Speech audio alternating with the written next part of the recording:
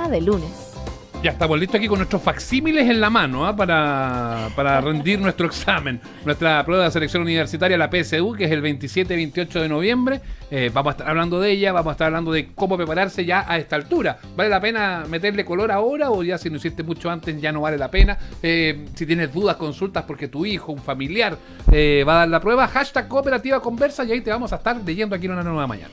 Ingresa a maciza.com y conoce la nueva línea de tableros blancos de Maciza. Encuentra más de 10 alternativas de diseños para dar vida a tu proyecto, porque todos los blancos están en Maciza y hay un lugar que está conectado con tu bienestar. Si eres cliente Entel, compra en Salcobran y salcobran.cl y aprovecha increíbles descuentos. Salcobran, tu bienestar es hoy. Estamos acompañados de Emilio Castro, él es director académico de PreUNAV, el preuniversitario online y gratuito de la Universidad Andrés Bello, uno de los varios preuniversitarios que existen, por supuesto, algunos gratuitos, otros online, en fin, pero vamos a aprovechar su experiencia. Él es académico, se ha especializado además en pedagogía y en la parte afectiva del aprendizaje. Qué importante. Que es súper importante. Y en el caso de la PSU y de todo lo que tiene que ver con el aspecto emocional, afectivo, tiene un rol casi fundamental. ¿Cómo estás, Emilio? Muy buenos días. Hola, buenos días. ¿Cómo están? Se vive la PSU casi como un examen de grado del colegio. Es un aura, un ambiente que se le da a esta prueba que no necesariamente lo tiene, ¿no? En la realidad para el estudiante no, pero el ambiente y todo hace que lo parezca, porque incluso también es un examen que rinden los colegios, que rinden las instituciones y rinden los papás. Entonces no es solo el chico que va y da la prueba, sino que es todo el mundo que lo rodea que está ahí empujando. Eso desde el minuto en que nos volvimos locos con los rankings. Más que volvernos locos por los rankings es porque tenemos una métrica que nos sirve para ver cómo quedamos después de cuarto medio. Y dentro de las cosas que están, es como el instrumento más importante dentro del sistema. Claro, es que a lo que voy, perdón Cecilia, más allá de la selección propiamente tal, no es una prueba de conocimiento, que es el gran debate que ha existido siempre, es más de habilidades. Ahora es de cobertura de contenido, podríamos decirlo así como de una manera más formal. ¿Cuánto los colegios hacen la cobertura de contenido en el estudiante, o el estudiante mismo, si va a un preuniversitario, no sé, cuánto alcanza a abarcar de todos los contenidos que debería saber al salir de cuarto medio? Bueno, además se juegan, como decíamos, esto del prestigio de los colegios, en fin, cuando dice, en este colegio salieron los puntaje nacional, en fin, etcétera, etcétera, ¿no? Eso es lo que yo encuentro que es nefasto, pero bueno. Pero bueno, este es el sistema que tenemos en la prueba de selección universitaria, recordemos 27 y 28 de noviembre. Ahora, Emilio, a ver, ¿cómo aprovechar estas últimas semanas antes de la PSU? Tú entregas algunas recomendaciones, ¿no es cierto? Como ejercicios prácticos, potenciar fortalezas, reforzar puntos débiles, dormir lo suficiente y dejar de estudiar. ¿Cómo es eso de dejar de estudiar? Bueno, lo que pasa es que el cerebro hace procesos de aprendizaje que no son solamente en el momento que tú estás leyendo, tú estás en clase, sino que incluso cuando estás durmiendo, el cerebro hace como un repaso de todo lo que pasó en el día. Por eso algunos investigadores también le dan la importancia de decir que los sueños son reminiscencias del día o de la semana o de cosas importantes para ti. Por eso a veces uno mezcla cosas cuando sueña. Pero hay que dejar de estudiar ¿cuánto? ¿2 días antes? ¿Una semana? Yo creo que lo más recomendable es una semana antes. Porque ya dentro de la semana es muy difícil que se puedan aprender cosas nuevas. Ahora, pero eso puede generar también un poco de ansiedad, ¿no? Es decir, ¿cómo? Estoy una semana sin estudiar. Mejor repaso igual, claro. O uno como que el libro le empieza a cerrar el ojito, el facsímil le empieza a cerrar el ojo, así como... Sí, lo que pasa es que los estudiantes tienen que tener claro, y los papás también, de que dar la PSU es un proceso que llega a término cuando dan la prueba. Y ese proceso son 4 años de enseñanza media y probablemente algún preuniversitario que le agregue el estudiante para reforzar.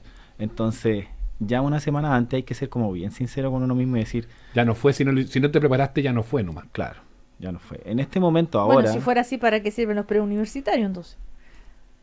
No, pero es que el preuniversitario tampoco te va a hacer clase una semana. Sí. En una semana no va a lograr. No, pero los preuniversitarios duran muchas veces buena parte de la educación media. Hay algunos que están desde segundo medio en preuniversitario. Claro.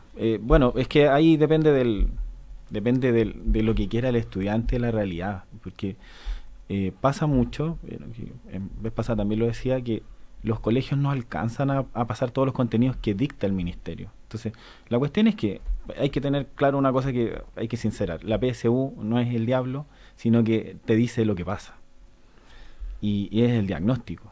Ahora, entonces, al ser el diagnóstico, te muestra qué es lo que está pasando en los colegios y qué es lo que está pasando en la educación. Ahora, la necesidad, porque muchos lo plantean casi como una necesidad, ya sea pagado, como decía Cecilia, pagado, online, gratuito, como sea, pero la necesidad de hacer un preuniversitario habla de que nuestra educación media no es buena, entonces.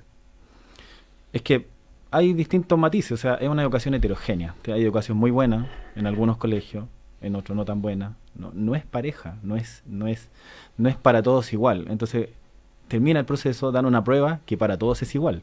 Entonces ahí se genera la diferencia. Aparecen las brechas. Aparecen las brechas, están de todo tipo, las brechas de todo tipo. Pero en general los colegios están, y los contenidos están, la cantidad que tienen que ir revisando y viendo, y está distinta la realidad de cada colegio, que hay colegios que no alcanzan la cobertura. Ya sea, no sé, puede pasar cualquier cosa, puede haber un paro en el colegio y no se alcanzaron a ver los contenidos. Ahora, ¿la PSU es realmente el test absolutamente válido, legítimo para medir el grado de conocimientos o de aptitudes para seguir una carrera universitaria? Es como, no sé, de vida o muerte, y eso genera mucho estrés, como que se juegan efectivamente la vida, y desde el punto de vista psicológico todo se dice, a ver, no, tranquilos, esto no es se acaba el mundo. No se acaba el mundo. No, porque a lo más lo que te puede pasar si te va mal en la prueba es que tengas que estudiar un año más y la puedes dar de nuevo. Y si tú quieres estudiar en la universidad, o sea, tú tienes una segunda oportunidad, qué sé yo, entonces tampoco es donde se va la vida. Ahora, como instrumento la PSU sí es un instrumento que está muy bien hecho. O sea, hace lo que tiene que hacer. Ahora, la prueba como en sí es solamente un ente que es el uso que se le da. Claro. O sea, eso es otra cosa. El uso que se le dé es diferente, pero sí es importante tener en cuenta, por ejemplo, que nuestra realidad como país es que el promedio de preguntas correctas, por ejemplo, en matemática, ronda las 21, 23 preguntas, de 80. Es muy bajo. Bajísimo, y con eso tú sacas 500 puntos. Con 25, 26 sacas 600. Entonces, la PSU, como 500 y 600 que son puntajes que ya te podrían permitir eventualmente postular a alguna carrera, ¿no? Por supuesto. Y algún tipo de casa de estudio. Ajá, sí. Bueno, pero hay casas de estudio que lo que te exigen es mucho más bajo que otros, entonces claro, es curioso, eso voy, ¿no? pues, ya desde 500 perfectamente claro. uno podría postular a un centro de estudio, independiente de si sea bueno, más o menos malo. Entonces ahí donde yo siempre me pregunto, bueno, ¿cómo es eso? ¿Por qué hay universidades que te reciben con 500 y otras que no? Por lo general son las universidades privadas, las que...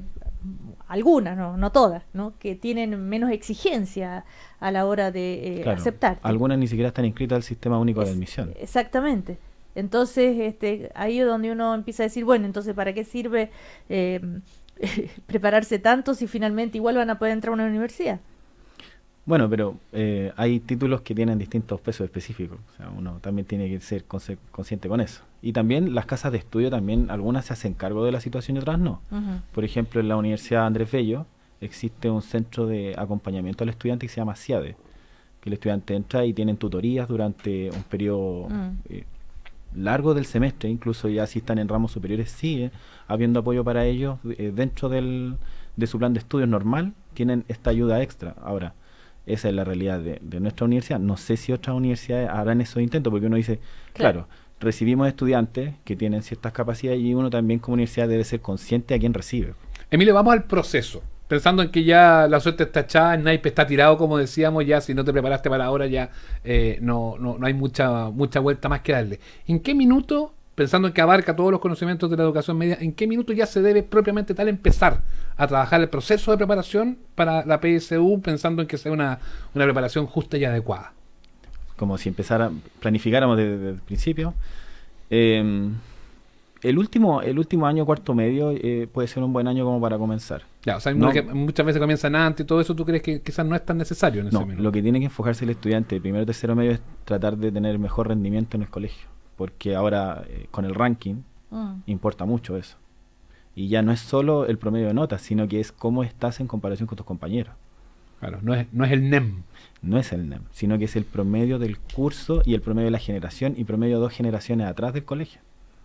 Entonces ya no es solamente, ni siquiera tu curso, ya es, porque como empezó este tema de los chicos, no sé, por lo del Instituto Nacional, si iban a un colegio para entrar, para quedar en un ranking mejor, Claro. se hizo un ajuste ahí y ahora tienen que ser 2 generaciones atrás, promediar y en base a eso Claro, se hace el ranking. Como hubo una trampita que se pilló, se corrigió de esa manera. Claro. Ya, entonces la clave, de primero a tercero medio, full concentrarse en la materia, en el ramo del colegio. Por supuesto. Ya, y de ahí en cuarto ya nos metemos con la preparación de la prueba. Y ahí durante todo el año, Tiene que ser todo el año. claro, porque uno tiene que decir, bueno, ¿cuál es mi sueño? ¿Qué quiero estudiar? Entonces si un chico que dice, ya, yo quiero estudiar medicina, necesito sacar ¿cuánto puntaje? Mucho puntaje, ¿cierto? Entonces tiene que decir, bueno, este verano de terminar tercero medio y viene cuarto medio, ¿qué hago? ¿Me voy de vacaciones como todos los años? ¿Me descanso como todos los años? ¿O este año sí hago lo que tengo que hacer porque a fin de año tengo esa prueba donde yo quiero estudiar medicina? Entonces, de pronto los estudiantes lo que no tienen es ese proceso de planificar. Oye, hay una publicidad de uno de estos preuniversitarios pagados que dice, hice el preuniversitario y subí X puntos en la prueba. ¿Hay un porcentaje, ustedes tienen medido, estudiado, cuánto te podría hacer subir, cuánto te podría mejorar tu rendimiento, la participación o no en un preuniversitario? Depende de la prueba. El lenguaje es la prueba donde es más difícil subir el puntaje. Porque el lenguaje tiene que ver con la cultura de la lectura. Ya. Con el manejo del lenguaje, el vocabulario, y eso es muy difícil de apropiarse de ello en un corto plazo. ¿Eso no lo repara el preuniversitario No, o sea, de manera profunda? O sea, por ejemplo, un chico que esté preparándose de primero a tercero medio, tiene los libros obligatorios, debería leer el doble de los libros obligatorios. O sea, si le piden 10 libros al año en el colegio, debería leer 20 libros al año.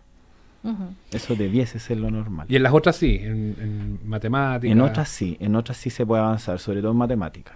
¿Por qué? Porque matemáticas, sobre todo, bueno, la matemática que se ve para entrar a la universidad es una matemática que, bueno, yo le digo a mis estudiantes, no es la matemática en sí como tal, sino que es operacional, el álgebra. Y el álgebra sí es entrenable porque son herramientas operacionales que se pueden sistematizar y con buen entrenamiento sí se puede llegar. Ahora, en cuanto a los consejos prácticos, tú dices potenciar las fortalezas. A ver, aterrizando eso, ¿qué significa y cómo hacerlo? Si yo, por ejemplo, digo yo soy bueno para resolver ecuaciones, por decir algún contenido de matemática, o soy bueno en geometría, yo me quedaría reforzando geometría o ecuaciones para poder asegurar esas preguntas correctas. ¿Por qué? Por lo que decíamos antes, la cantidad de preguntas que tú necesitas, qué es lo que tú quieres estudiar, entonces de pronto si te queda poco tiempo, es mucho mejor asegurar lo que ya tú tienes en la bolsa.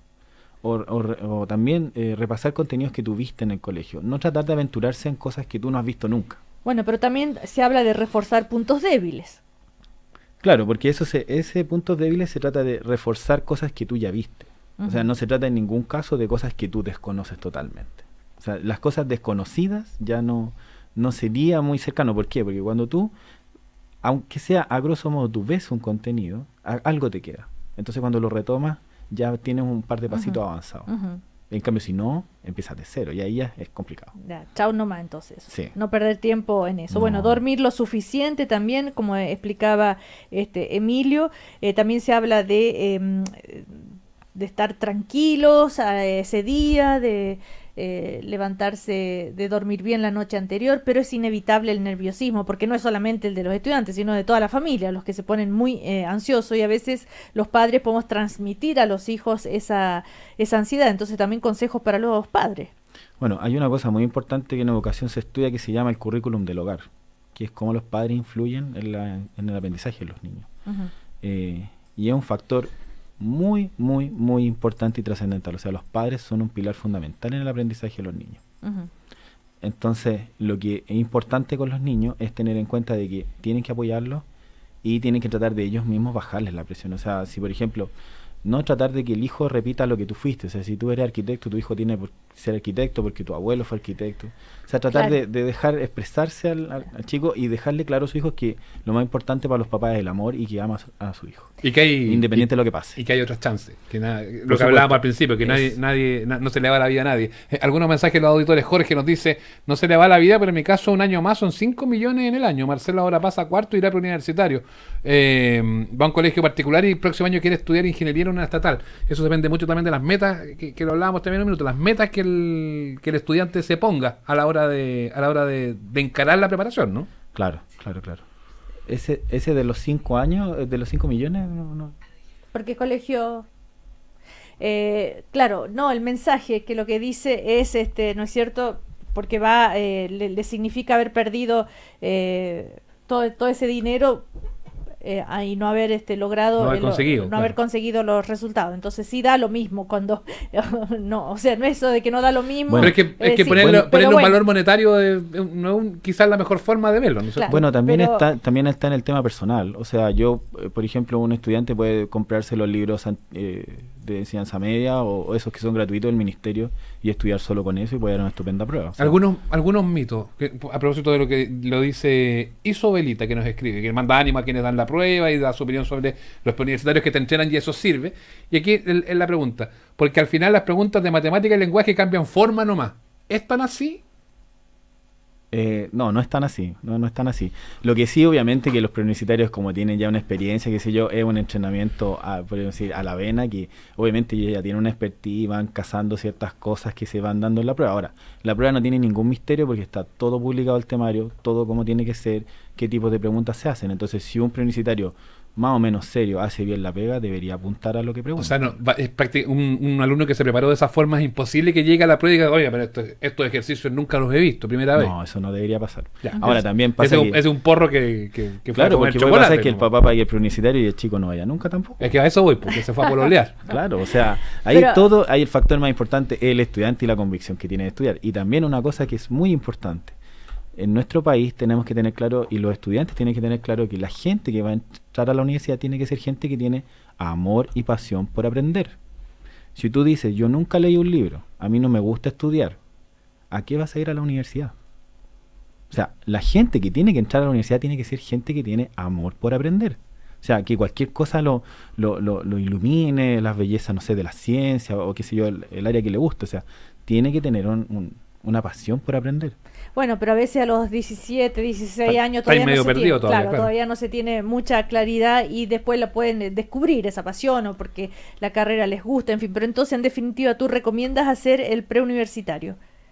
Sí, bueno, y también como les decía, también hay alternativas súper buenas, como por ejemplo el preuniversitario nosotros tenemos ensayos online, Ujú. tenemos una plataforma, ahora estamos trabajando en una plataforma que por algunas cosas técnicas no las pudimos lanzar hasta fin de año, pero ya para el próximo año va a estar completamente operativa, que tiene que ver con investigaciones que hicimos. Y de hecho, lo que tú tienes ahí anotado, en base a eso también está preparada la plataforma nueva que estamos relanzando de PreUnap.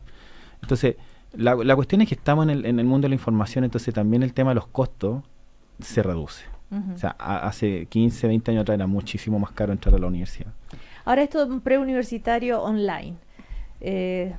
Realmente, ¿cómo medir si da resultados ese método, ¿no? Porque es como yo desde mi casa, online, Queda bien al criterio del Claro. alumno en este caso, ¿no? sí. Es que siempre hay criterio del estudiante, siempre hay criterio de él. Ahora nosotros... Pero quizá es más fácil distraerse que Claro. si tú vas físicamente a un, Claro, a un, es que a un lugar donde te hacen hay que el ser ejercicio. disciplinado, hay que ser disciplinado totalmente, Ujú. sí. Pero, por ejemplo, nosotros por política en el preuniversitario no publicamos los puntajes nacionales que obtenemos de nuestros estudiantes inscritos, o sea, no lo hacemos, porque nuestra misión es otra, que es con la vinculación de nuestra universidad. Así que no es como salir nosotros y decir somos el preuniversitario, pero sí hay preuniversitarios que lo hacen. Sí, muchísimo. Para publicidad. Claro, Hay que decirlo. les rinde buenos réditos. Oye, y por la experiencia que tienen ustedes, ¿cuánto hay casos, muchos casos, donde el aspecto psicológico puede tener un rol determinante, un bloqueo, por ejemplo, al momento de la prueba, así como un blanco en la cabeza? No sé qué me pasó, me quedé en blanco, por producto del estrés o algo así. Bueno, ese es el miedo. el miedo a lo, como decíamos antes, a lo desconocido, al no haberte preparado bien. Un estudiante que se prepare bien y llegue muy bien preparado a la prueba, es muy difícil que llegue a un bloqueo. Por eso es importante que si tú manejas ciertas áreas, repases esas áreas para tú estar seguro en esas. Por ejemplo, si tú ves una pregunta que tú no dominas, dices, bueno, esta me la salto. ¿A qué? Entonces te quitas tú mismo la tensión, ese nervio. Entonces, si te abarcas a lo que tú manejas y a lo que tú dominas, obviamente que tus nervios van a bajar. Ahora, en el caso ya en el momento de la prueba misma, entonces primero responder todo lo que yo sé, ¿ah? Y si me queda tiempo, trato de las que estoy un poquito menos seguro, y así sucesivamente. Bueno, ahora como la prueba no tiene la eliminación, antiguamente cada 4 preguntas incorrectas se restaba una. Ahora eso ya no existe, entonces sí puede haber un poco de azar. Claro, que ahí había muchas veces que hacer el cálculo de quizás contestar no todas, sino que algunas nomás, cosas de que no te fueran descontando. Exactamente. Ahora eso ya no corre. No corre. Y de hecho, bueno, lo que uno tiene que hacer ahí también, que tiene que ver también con aprender, es usar las probabilidades. Porque si uno son 5 alternativas, tiene 20% de probabilidades de atinar alguna. Y a veces pasa de que tú lo que puedes ir es revisando las preguntas y te pueden quedar 2 en duda, y ahí ya 50-50. Y entonces como ya no existe la eliminación, ya no pasa nada. O sea, igual podría uno hacer la aventura de tratar de atinar. Ahora, sí, de todas maneras, las probabilidades de que uno al azar atine en 10 preguntas son bajitas.